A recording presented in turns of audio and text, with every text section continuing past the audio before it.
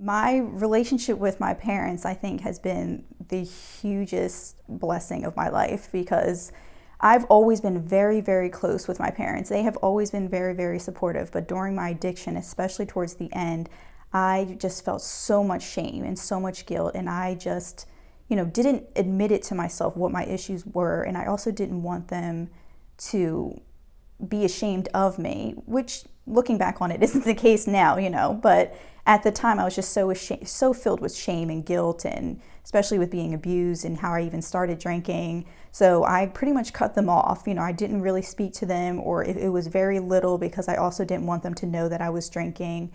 So when I got to the Anderson house, one of the things that Kelly told me, she was like, why don't you call your parents so that they know what's going on? And it took like a couple of days for me to be like, oh my gosh, I don't know what reaction they're gonna get. And as soon as I got on the phone with my mom, she just started crying.